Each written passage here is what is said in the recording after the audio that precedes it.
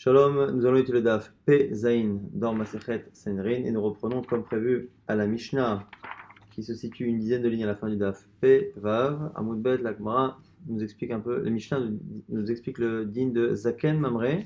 Donc c'est le Chacham qui s'oppose ici aux autres sages dans une halakha et qui dans certaines conditions sera Chachamita. Zaken Mamre, Alpi Bedin. Ici on a un Zaken Mamre, donc Zaken c'est un Chacham, comme dit Chachamim, Ze Shekana Chorma, celui qui a acquis la Chorma, donc c'est pas un personne âgé mais un Chacham. Mamre, Yeshon, Ben Sura Rumore qui se rebelle. Alpi Bedin, il se rebelle contre la parole du Bedin. Shelema, comme c'est marqué, qui palait Mimecha Davala Mishpat, c'est un long verset qui dit là-bas que lorsque il y aura une situation qui justement sera sujet à discussion, et à la fin c'est marqué avec Amta Verlita la Makan chez Hachem que tu te lèveras vers l'endroit que Hachem aura choisi, qui est une allusion au Beth Amikdash, et au tribunal qu'il y a là-bas, parce que c'est marqué au Vatala Kohanim Alvim, vers la Shofet Hachayibayim, et tu iras voir les Kohanim, les Lévinim, les juges qu'il y aura dans cette génération, ce sont les sages qu'il faudra consulter à ce moment-là. Et il y a là-bas une mise à positive, Verasita alpi hadavar ashayagidu lecha. Tu feras exactement ce qu'ils te demanderont, ce qu'ils te diront de faire. Donc en fait, leur décision sera celle à suivre. Et du coup, Veish ashayase bezadon levitish shemo ala kohen haomed vechule. Et celui qui de manière volontaire fera en sorte de ne pas écouter ce qu'ils disent, à ce moment-là, cette personne-là, ou met haïsh ou cette personne-là devra mourir. C'est une allusion donc au Zaken Mamre. On nous explique comment ça fonctionnait. Shosha Batedinim à Yerushalayim, il y avait 3 tribunaux à Yerushalayim. Donc, Echad Yoshev al Petach Harabait, un qui était à l'entrée du Harabait, Echad Yoshev al Petach Hazara, un qui était à l'entrée de la Hazara, Echad Yoshev Lishkat Agazit, et le dernier qui allait trancher définitivement, qui était à Lishkat Agazit. Bain, les Eshe al Petach Harabait. D'abord, on allait voir celui qui était à l'entrée du Harabait. Veomer, et à ce moment-là, le fameux Chacham rebelle disait Kar darashti kar darshu chaverai. Comme ça, j'apprends les psukim, je déduis je commente les versets, et comme ça, différemment, les autres sages, mes amis, expliquent Kar limati kar limdu chaverai, ou comme ça j'ai appris, comme ça ils ont appris. Im sham'u. Si on l'écoute, lui, si on lui donne raison, tant mieux. Sinon, on va voir encore le deuxième tribunal, donc celui qui est à l'entrée de la Hazara. Veomer, et là encore une fois le même discours. Kadashi, kadashu chaverai, kalimati vekar, limdu chaverai, im shoma'u, omrim lahem, ve'im lav. Si on l'écoute, lui, bah, tant mieux. Sinon, non, encore une fois, elu ve'elu, be'in, le bedin agadol, shebelishkat agazit. À ce moment-là, on va voir le troisième tribunal de Jérusalem, celui qui est à l'Ishkat Agazit dans le Beth Amikdash, chez Mimeno Yotze Torah Lechol Israël, qui est censé être l'endroit, ce tribunal de l'Ishkat Agazit, d'où vient la Torah pour tout le Ramisraël, Shnema, Minam Makom Haru Hashem, de cet endroit que Hashem choisira. C'est une allusion au Beth Amikdash, et plus particulièrement ici, à l'endroit du tribunal. Haza, alors une fois qu'on a tranché contre lui, chaque tribunal a tranché contre lui, et le dernier le plus important. À ce moment-là, Hazal et Hiroshana Velimed Beder Shayalamed. S'il continue d'enseigner comme il enseignait auparavant, pas tour, on ne le met pas à mort encore. Pourquoi? Parce que ce qui est interdit, c'est pas d'enseigner simplement comment il a compris les versets, comment il a appris, mais c'est d'enseigner la halacha, ça veut dire de dire aux gens de faire. Vehimora la asot, si par contre il a enseigné les maasé, faites ci ou ne faites pas cela, et là en désaccord avec ce que le grand tribunal finalement a tranché, là il est chaymita. Shemar, comme c'est marqué, Vaish Shayase Bezadon.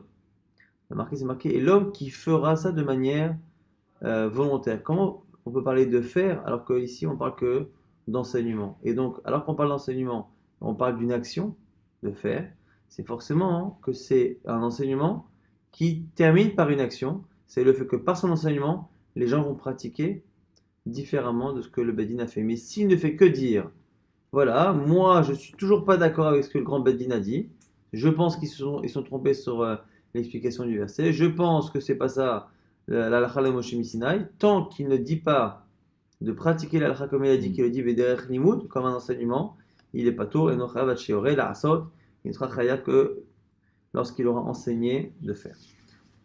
La Mishnah Tamim avec un dit qui nous dit que Talmid, celui qui est encore considéré comme étant un élève.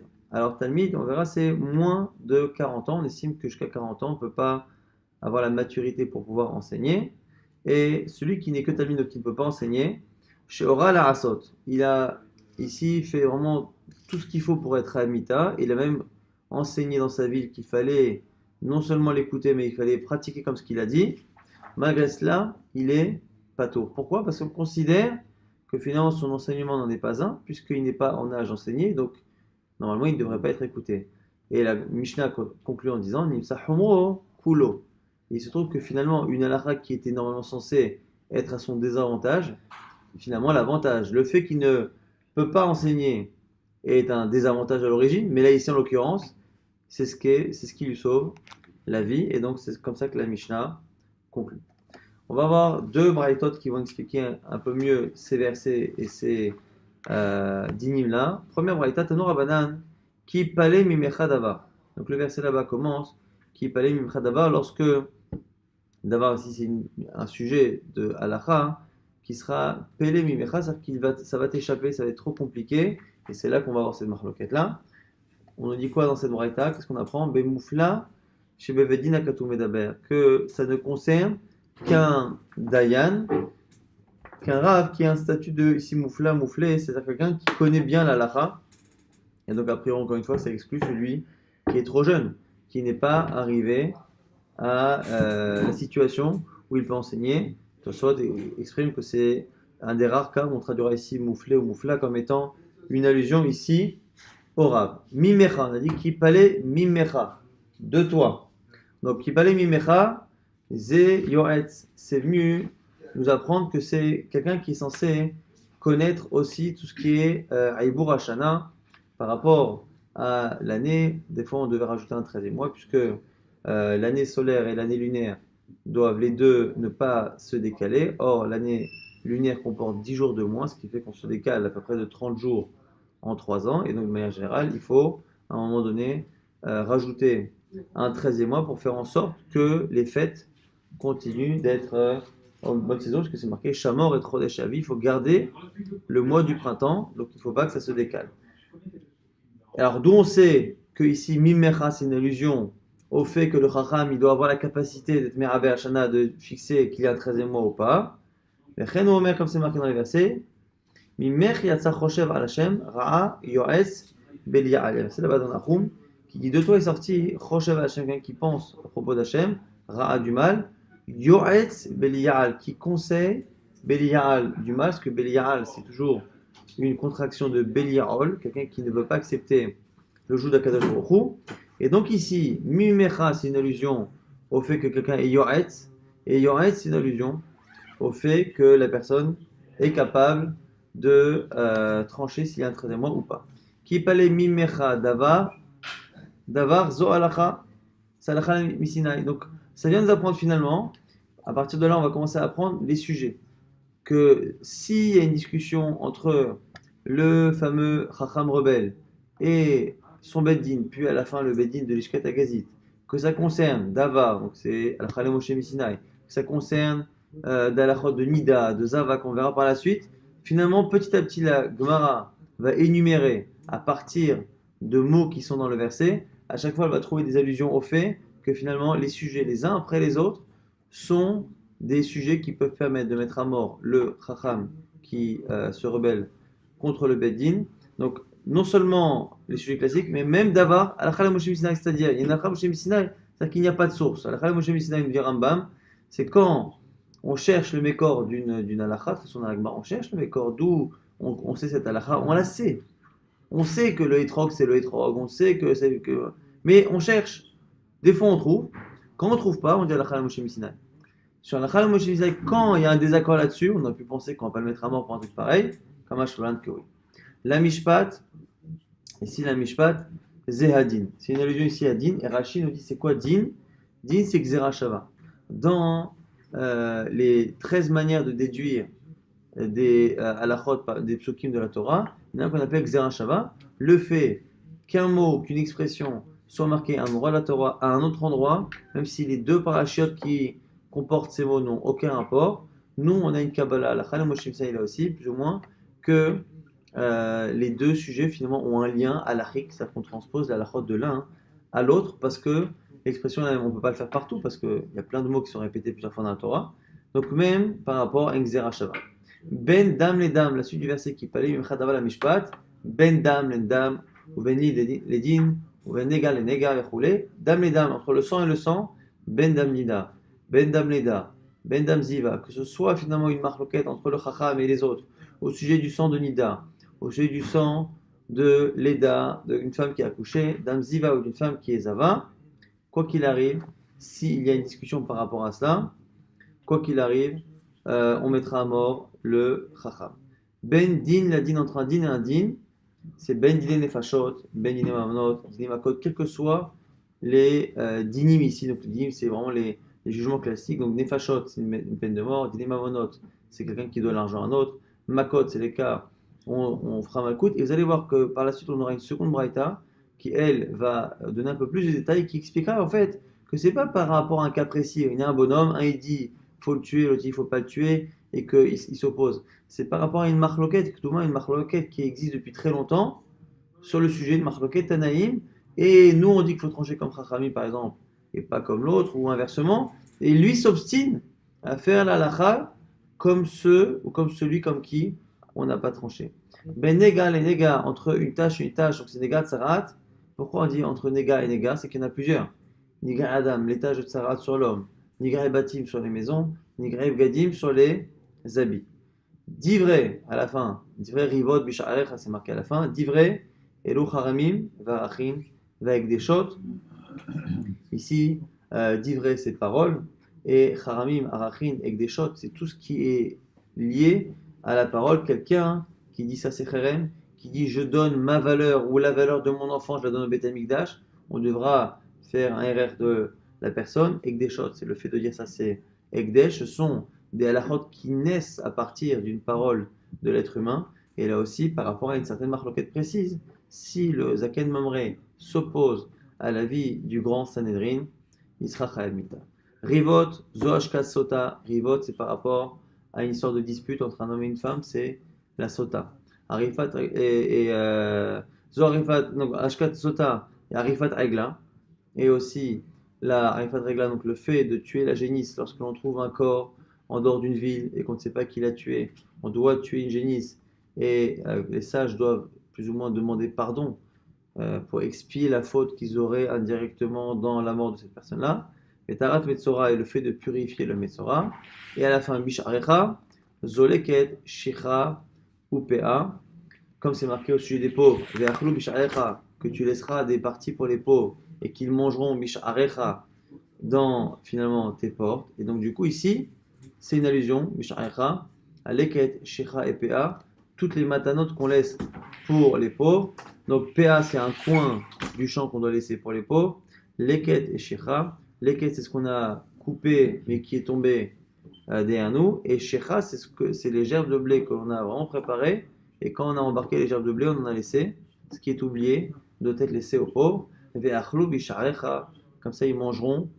Et donc c'est une allusion à cela. Donc par rapport à toutes ces halachot là, c'est une opposition entre Zaken Mamre et le Beddin, il sera mis à mort. Après, c'est marqué à la fin du verset, Vekamta, tu te lèveras, et après c'est marqué Veralita, et tu monteras vers l'endroit choisi par Hachem, donc c'est le fameux Beth Amikdash.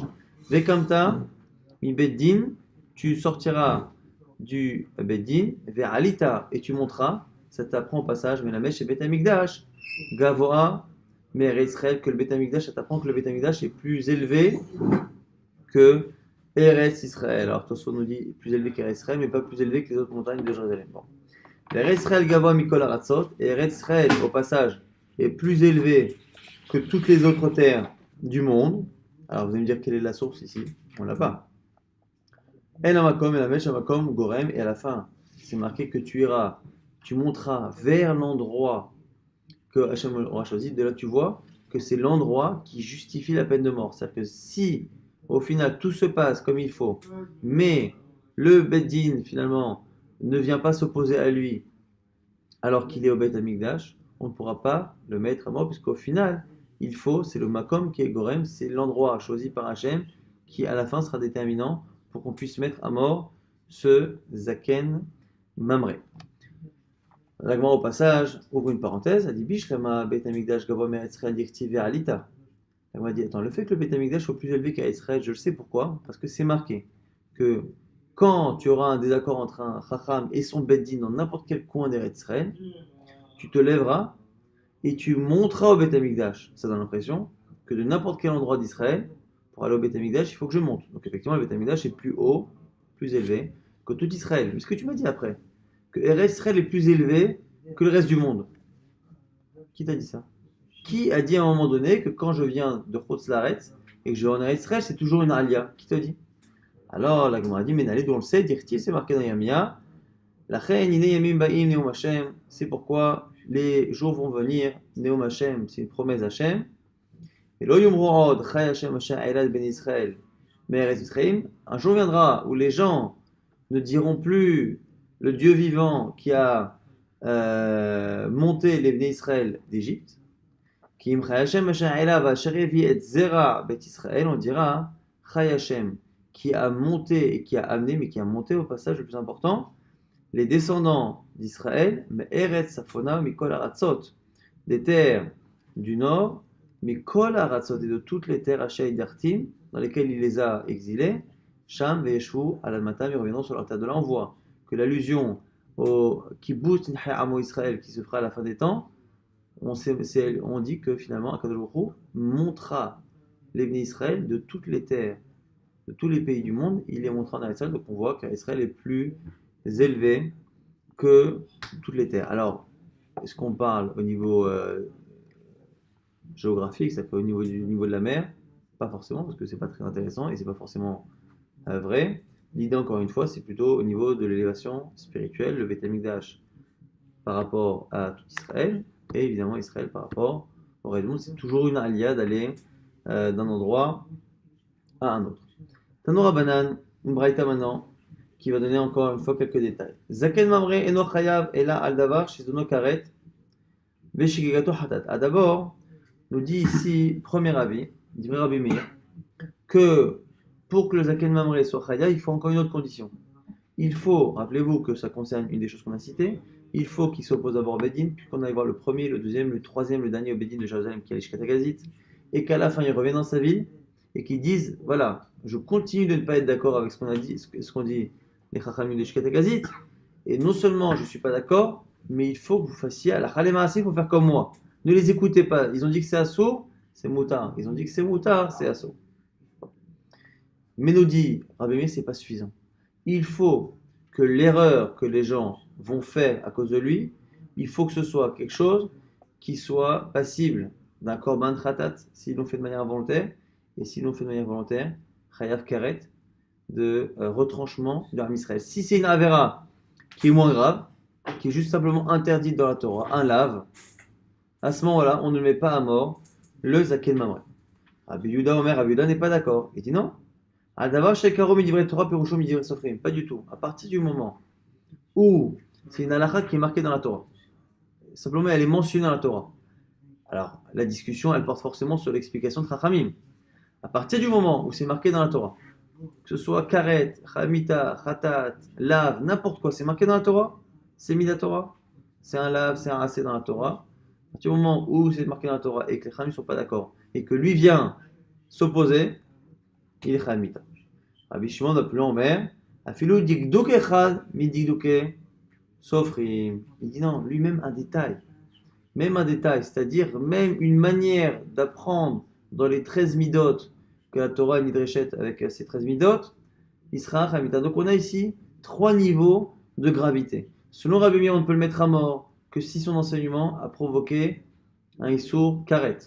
Selon Rabbi Yehuda, il faut que ce soit vraiment sur un pirouge de Chachamim de la Torah, mais a priori pas un petit détail. Selon Rabbi Shimon, même un détail.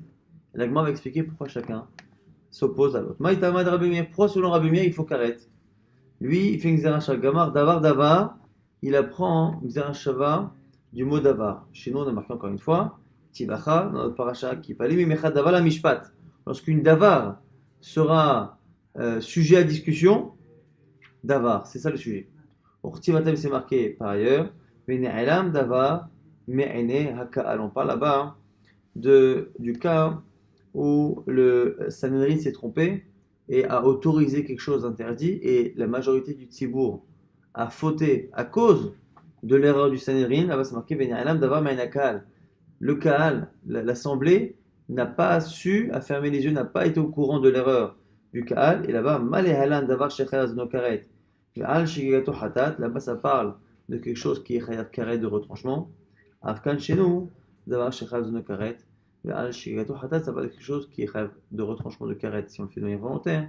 Et hatat si on le fait de manière involontaire. Ça, c'est la Gzar Shava de Rabbi Meir, du mot davar qui est marqué chez nous, à partir du mot davar qui est marqué dans le par de Ailem Davar. Rabbi Yehuda maintenant dit quoi? Al pi Torah shayorucha, a deika Torah veyorucha. Comme c'est marqué à la fin de cette paracha, c'est marqué tu feras en fonction de la Torah qui t'auront enseigné. Torah, c'est Torah Shibirtav, qui t'auront enseigné, c'est la Torah Chachamim. À partir du moment où les Chachamim commentent une halakha qui est écrite dans la Torah, Torah shayorucha, dès qu'ils s'opposent, il rentre exactement dans le cadre de la paracha, donc il n'y a pas besoin d'aller chercher karet, comme dit Rabbi Meir. Rabbi Shimon va plus loin, il dit quoi? C'est marqué, tu feras la chose qu'ils te diront depuis l'endroit qu'aura choisi Hachem, le fameux endroit qui est Beth Amikdash, on le répète, toutes choses qu'ils t'ont dit, Afilu Kol Deu, et de fait de dire la chose qu'ils t'ont dite, ça donne l'impression finalement qu'à partir du moment où il y a une parole de Chachamim quelconque, même sur un petit détail d'une des 13 midot, il sera Chayamita. Amale Ravuna Bachinina le Rava. Ravuna Bachinina dit à Rava, Tirgemali le Matnita Liba de Rabbi Meir. Explique-moi la Braïta selon Rabbi Meir. Amale Rava, Papa Rava a transposé la demande à Rav Papa pour que Targemali, allez, va lui expliquer cette Braïta. Et donc là, c'est cette fameuse Braïta qu'on va expliquer en détail maintenant selon Rabbi Meir. Qui palait ce qu'on a dit tout à l'heure, le début, lorsqu'une chose va t'échapper, le moufla, Shibavadina, Katou Medaber, on parle encore une fois, d'un chacham qui est en âge de pouvoir enseigner. Mimmecha, on a dit Mimmecha Zeyoretz, Shedale Aber Shanim et Ligboa Hodashim, que c'est un chacham qui doit avoir la connaissance pour pouvoir rajouter un 13e mois et fixer si le mois est plein ou pas, 29 ou 30 jours là aussi, ça dépendait des chachamim. Keditna, comme c'est marqué, Hen Heidu Shema'aberim et Hashana, Kol Ada.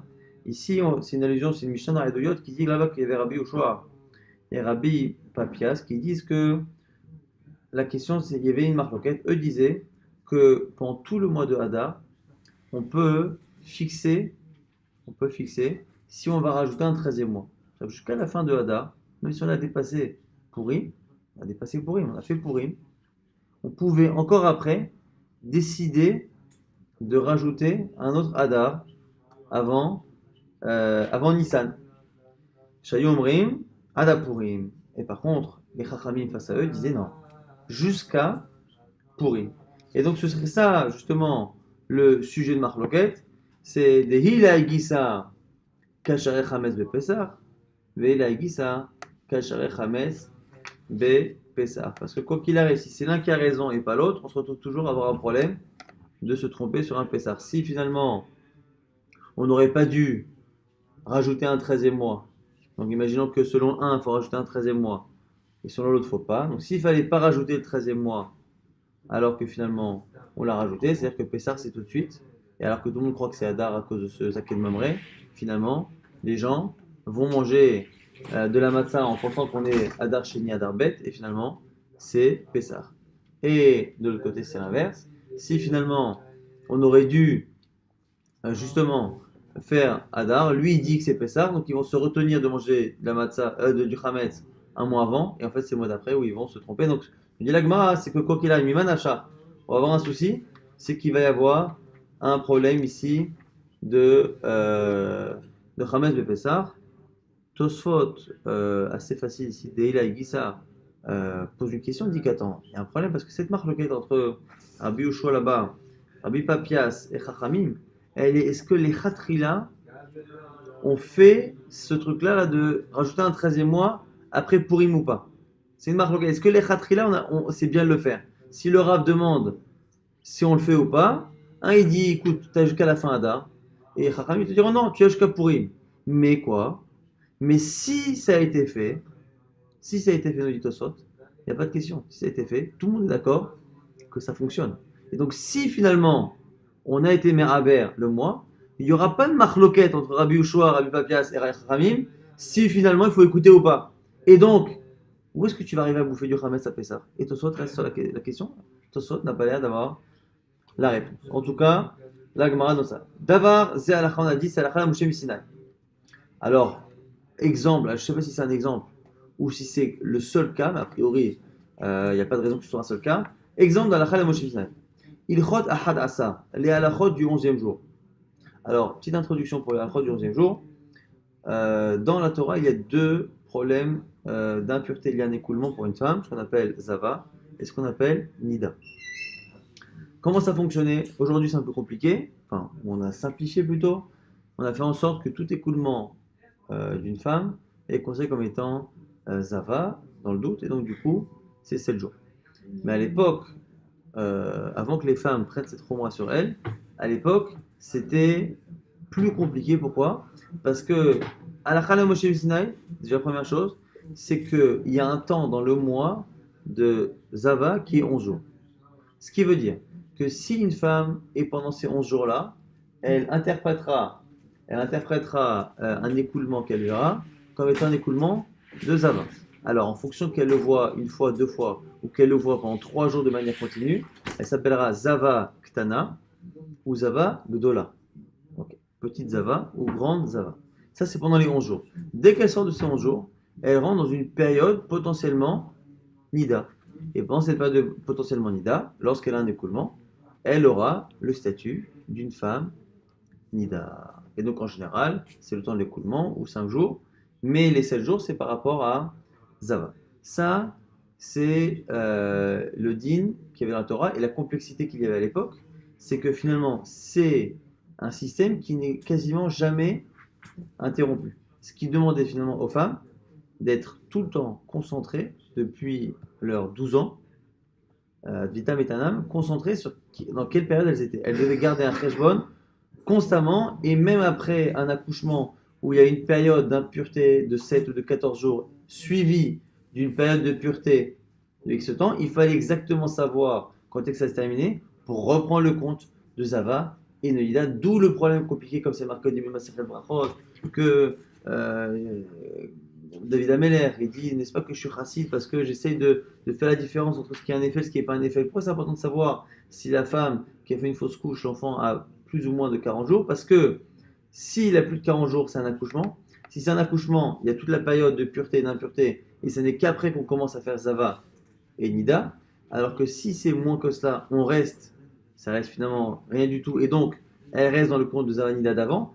Et encore une fois, le problème de ce compte-là de Zava et Nida, c'est que même quand on a un doute, même quand la femme s'est trompée, des fois quand le mari partait, que la femme ne faisait pas attention, ou qu'elle s'est trompée, elle ne sait pas si l'enfant a plus ou moins de 40 jours, on ne peut jamais régler le problème en étant marmé. On ne peut pas dire, écoutez, voilà, comme on ne sait pas, madame, vous allez être Zava pendant un mois, pendant 6 mois, pendant un an. Ça ne marche pas, pourquoi?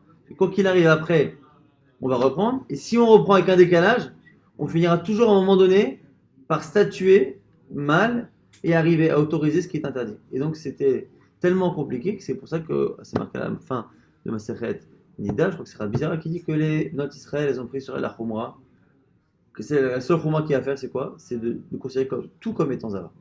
C'est la seule manière.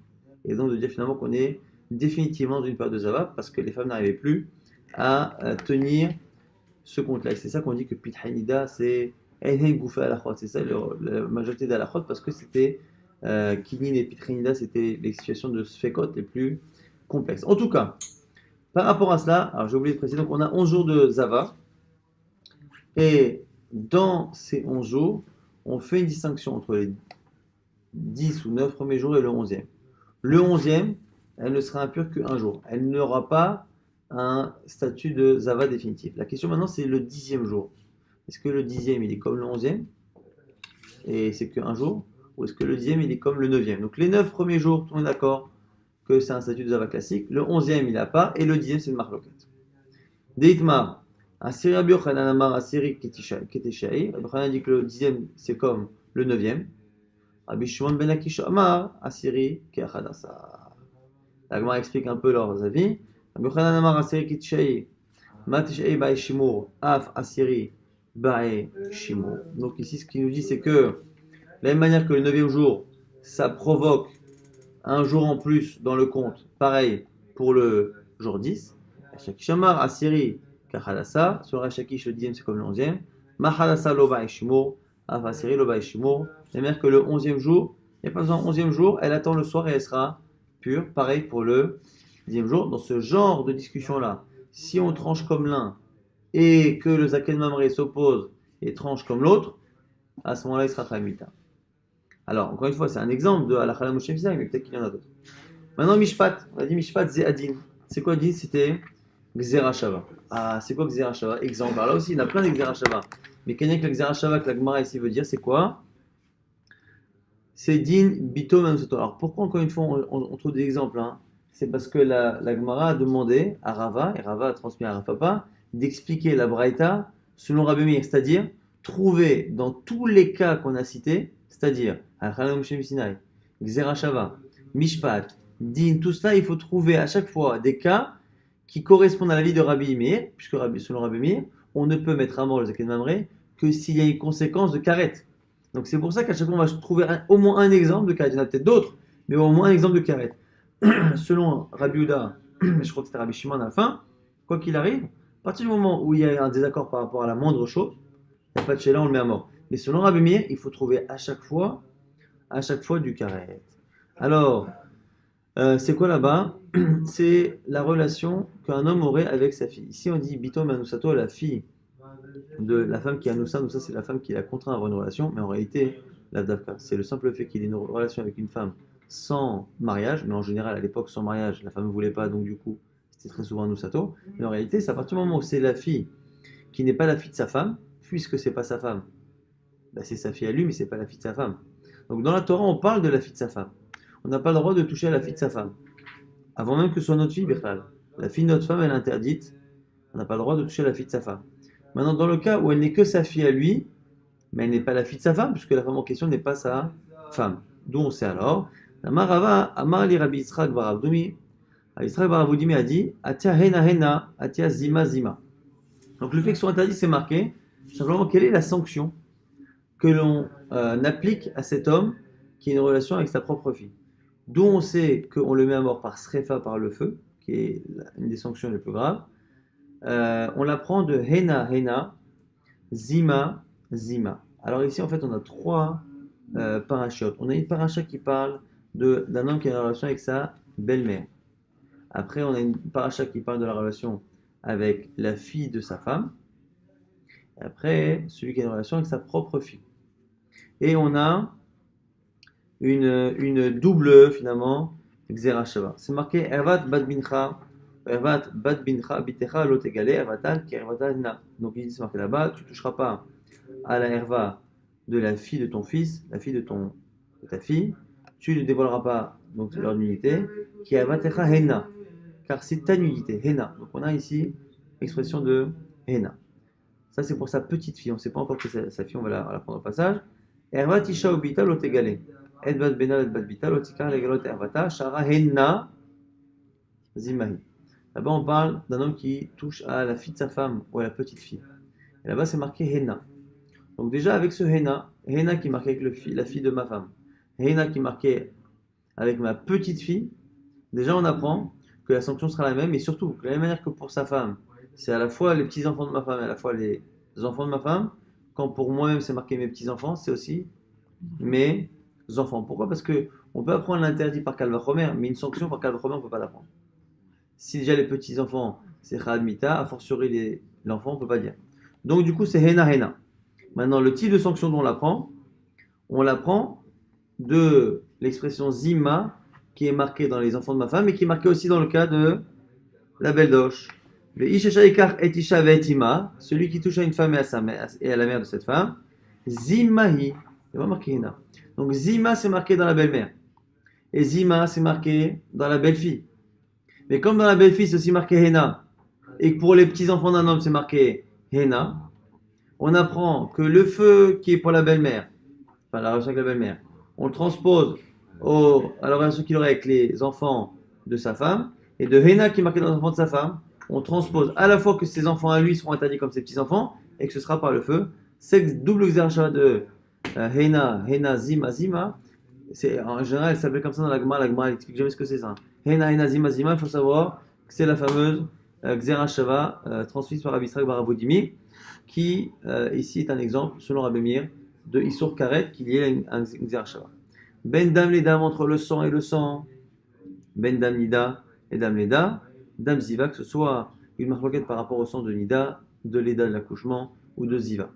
Alors, Dam Nida c'est quoi? Mais Plukta, Akavia Ben Mahalalel et Rabbanan par rapport à la marloquette Akavia Ben Mahalalel et Rabbanan qui est lié au Issour Nida de Kikaret. Ditnan.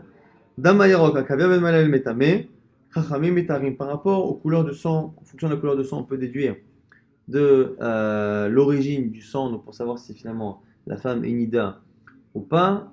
La couleur, plus ou moins ici verdâtre. Selon Akav Ben Malalel, c'est tamé. Selon Khamim, c'est tahor. Et donc du coup, en fonction de justement s'il dit que c'est tamé, que c'est tahor, on peut se retrouver à avoir un sur 4. Maintenant, Dam Leda, le sang de l'accouchement. Beplukta de Rav Velevi, c'est la marque entre Rav et Lévi. Deitmar. Ravamar Ma'ayan Echadhu. A Torah timeato, va Torah tiarato.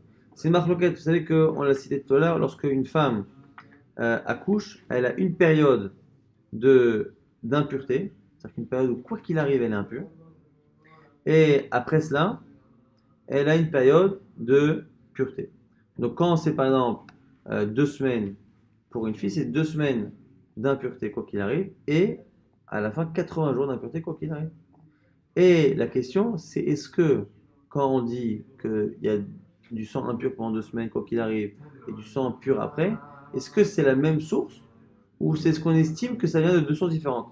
Lui il dit Rav, Mayan Echad, ou ça vient du même endroit. C'est la même source. A Torah Timeato, A Torah Tiharato, mais la Torah a dit que le premier, pendant cette période, c'est autorisé, et le même sang qui vient du même endroit, pendant une période, c'est interdit. Vélévi Amar avait dit non, non, il y a deux sources. Nistamatamen Yiftachata dans le corps de la femme, qui vont faire finalement qu'à un moment donné, lorsque l'une est ouverte, de source, l'autre est fermée, et encore une fois, inversement, lorsque c'est par rapport à cette halakha qu'on a une marloquette, à ce moment-là, on peut mettre à mort le Zaken Maré, même s'il faut comprendre ici en quoi cette marloquette sur quelle est l'origine peut finalement avoir une conséquence de karet, puisque a priori, encore une fois, on est d'accord qu'il y a une période de pureté et d'impureté. Dam Ziva, le sang de Zava. Beplukta de Rabbi Eliezer et Rabbi Yoshua. Marloquette Rabbi Eliezer Rabbi Yoshua. Ditnan, c'est marqué dans une Mishnah. Kisheta Shoshayamim Betor Hadasa Yom. On a ici une femme qui est qui est en fin de grossesse et qui est pendant ces 11 jours de compte de Ziva. Et pendant 3 jours, elle a des douleurs d'accouchement. Et après cela, elle accouche. Alors on nous dit quoi? Si elle accouche dans la foulée, c'est une chose. On estime qu'elle n'a pas accouché en période de Zava. Si par contre, elle a eu des douleurs, et qu'après, donc elle a eu en général des saignements, mais qu'après les douleurs, elle a eu un arrêt de douleur pendant une période plus ou moins d'une journée, on estimera que le sang qu'elle a, il n'est pas forcément lié aux douleurs, puisqu'il y a eu une pause. Et donc si le sang n'est pas lié aux douleurs de l'accouchement, ça veut dire que c'est un sang de Ziva, parce qu'elle est pendant la période de Zava. Et donc quand elle va accoucher, elle aura le din d'une accouchée, plus le din d'une Zava, avec le korban qui va avec. Donc, mais combien de temps il faut d'arrêt pour qu'on estime que ce ne sont pas les douleurs de l'accouchement qui justifient, qui sont à l'origine de ce sang? Premier avis qui dit quoi? Im shavta ma'et 24 heures. 24 heures, quel que soit le début, elle a arrêté d'avoir des douleurs à 8h56.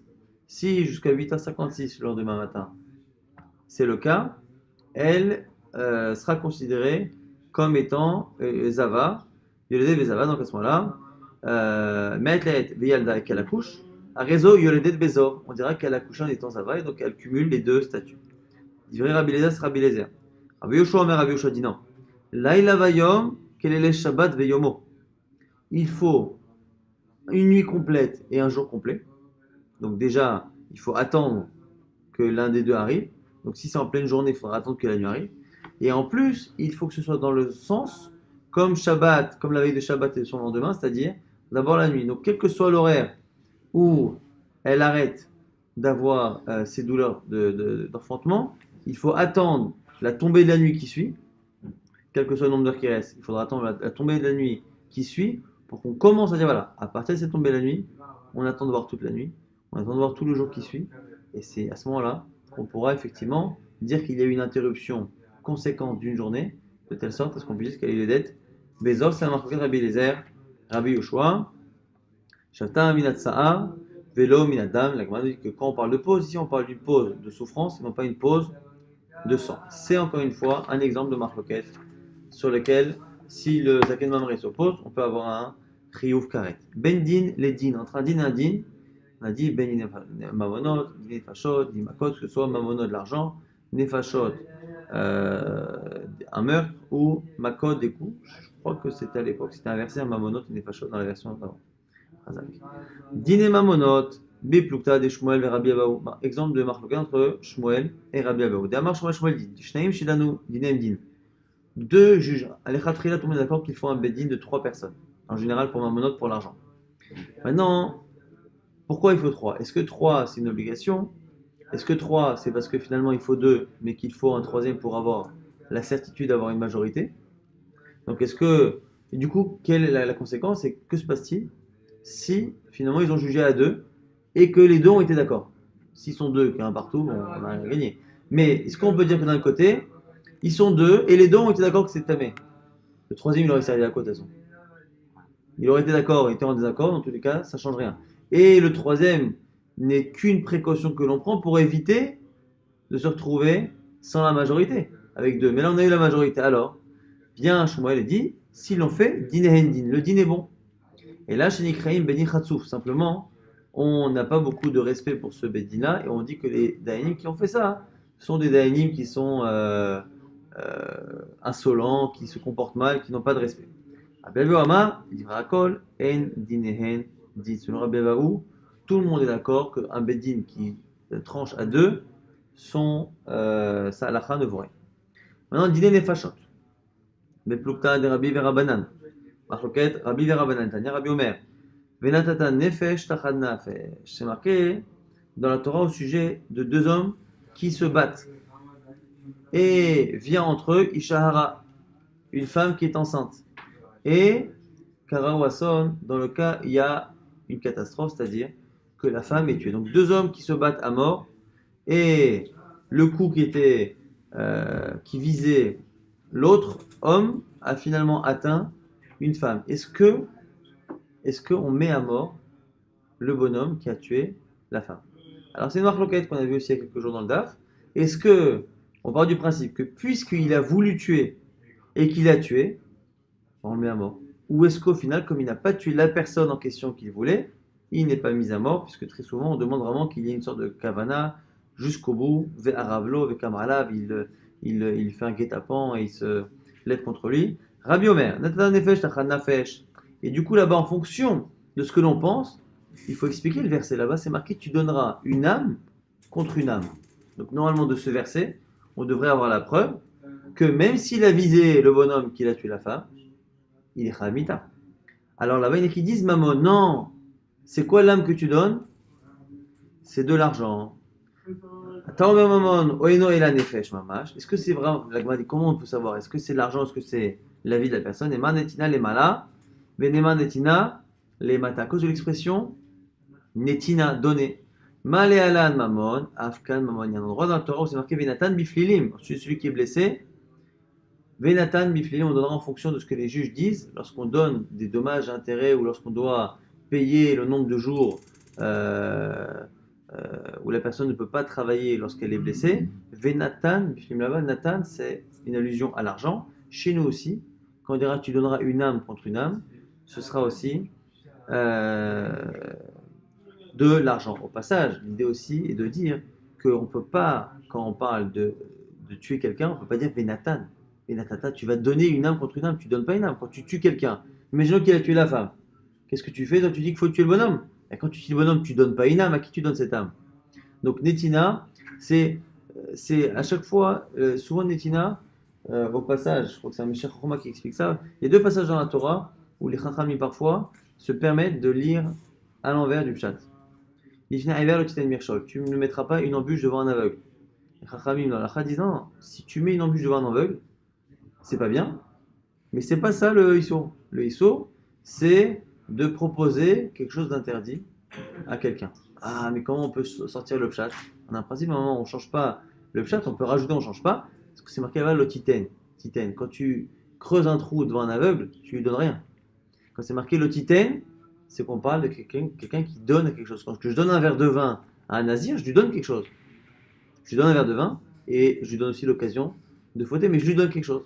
Et pareil aussi, pour œil, dent pour dent, le fameux talion, c'est l'autre passage là aussi où on n'applique pas le talion selon tout le monde.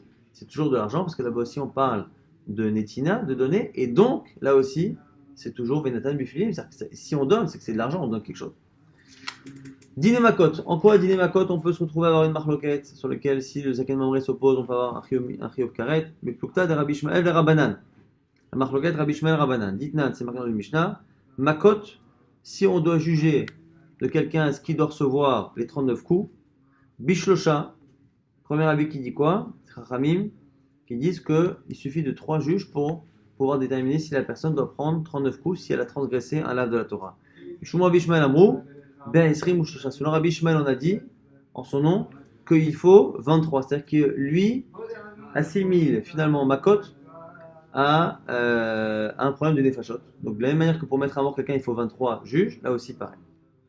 Ben Nega les Nega, on a dit que s'il y a aussi une marloquette entre Nega et Nega, donc les plaies de Tsarat, Ben Niga Adam, Niga Ebatim, Niga Evgadim, on a dit que ce soit des taches sur l'homme, des taches sur la maison, des taches sur les habits, et on verra encore une fois comment selon Rabbi Meir on va trouver du karet. Comment? Niga Adam et Plukta de Rabbi Yoshua et Rabbanan, marloquette Rabbi Yoshua et Rabbanan, au sujet de Niga et Adam. Im Baheret Kadam la Se'ar alavan. On a dans la plaie de Tsarat, on a la tache elle-même sur la peau et on a le poil. Et la Torah nous explique la couleur de la tache et la couleur du poil que Hafach Lavan qui commence à devenir blanc et ce sont des critères pour savoir si c'est pur ou c'est impur. Im Baheret Kadam la Se'ar alavan, si la tache est apparente avant même que le poil qui s'y trouve change de couleur et devienne blanc, tamé. Im Se'ar alavan Kadam la Baheret tahor. Si c'est l'inverse, c'est-à-dire que le poil a changé de couleur avant même qu'on en voit une tache autour, c'est tahor. Maintenant, ça fait que si on ne sait pas, on n'a pas de moyen de savoir si c'est le poil qui a changé d'apparence avant la peau ou la peau avant le poil. Chachamim disent tamé. Rabbi Yoshua Omer, Rabbi Yoshua dit keha. Keha, ça veut dire que ça s'est éclairci. Alors, la grande dit quoi? Maï Keha, c'est quoi Keha? Amarava. Keha Taor. Keha, c'est Taor. Donc en gros, ce qu'il est en train de dire, c'est que quand il y a un doute, c'est comme si la tâche était transformée, était devenue Taor. Donc c'est une marloquette ici, entre Rabbi Yoshua et Chachamim. Est-ce que dans ce cas-là, c'est Taor? Maintenant, Niga et Batim pour les maisons. Beplukta de Rabbi Lazar, Rabbi Shimon et Rabbanan. C'est la marloquette entre Rabbi Lazar et Rabbi Shimon et Chachamim. Chachamim ne seront pas cités ici. Mais Chachamim, c'est la vie, on va dire, normale. Parce que là, ici, Rabbi Lazar Rabbi Shimon a proposé quelque chose de très bizarre. Dites-nous, il dit Rabbi Lazar Rabbi Shimon Omer. La maison ne peut être impure que si la tache qu'il y a sur la maison, elle est kishne gressin. Elle doit avoir une taille de shne gressin. Gressin, c'est une sorte de grain. Alors, al-shte avanim, sur 2 pierres différentes. Bishte ktalim bekeren zavit. Et que les 2 pierres doivent former un angle sur 2 murs différents. Orko qui chez Gressin, la longueur comme chez Gressin, vers Orbo la largeur qui est gris. Le truc introuvable. D'ailleurs, la Gemara, selon cet avis, dit que ça fait partie des avis qui pensent que Nigra et Batim, les taches de Sarat sur la maison, l'Ohaya et l'Oratidiyot. Jamais ça arrivait et dès le départ, ça devait jamais arriver. Pourquoi? Parce qu'on a choisi une situation quasiment impossible, un peu comme Ben sur Moré, c'est dans cette suga là-bas que m'a dit, c'est là aussi une assertion certaine. Rabbi Yehuda, c'est jamais arrivé, ça n'arrivera jamais. Pourquoi? Parce qu'on dit qu'il y a des tonnes de conditions, il faut que le père et la mère se ressemblent physiquement et la même voix, ce qui peut paraître effrayant. Et en plus, la Gemara nous dit que selon certains, il faut absolument que ce soit les deux parents qui l'emmènent à l'échafaud, quoi. Que si les deux parents ne veulent pas le tuer, la Gemara dit maintenant, est-ce que tu crois que même si on dit que l'enfant est foutu, au final, l'enfant, qu'est-ce qu'il a fait? Il a simplement volé à ses parents et il a bouffé de la viande et bu du vin. Est-ce que tu connais beaucoup de parents, toi, qui vont emmener leur enfant à la peine de mort parce qu'il a bu du vin? Et donc, du coup, la Gemara dit là aussi, c'est jamais arrivé, ça n'arrivera jamais. Ça, c'est Rabbi Lazare. Ben Rabbi Shimon, Chachami, évidemment, ne demande pas tout cela. Maïtamad Rabbi Lazare, Rabbi Shimon, la Gemara dit d'où il sort tout ça, lui? Ktiv Kir ou Ktiv Kirot. Au sujet de la plaie qu'il y a sur la maison, c'est marqué dans un verset Umar en Shafal Minakir. Et l'apparence de la tâche, là-bas, elle apparaît sur quoi? Minakir, sur le mur, au singulier. Urtiv, c'est marqué par ailleurs Veine Negar Bekirot Abaidi. Voici que la tâche, elle est sur les murs de la maison. Comment ça peut être sur un mur et sur des murs? Et Zeokir Kekirot. Comment un mur peut être plusieurs? Avait Omer, Zekir David, c'est exactement dans un coin, dans un angle. Donc il faut que le sol sur un coin, sur deux pierres, et que ça fasse une certaine taille de longueur, de largeur. Bon, le truc quasiment impossible. L'Agmara après expliquera pour Nigre et Abgadi, mais on laissera ça hein, pour le DAF.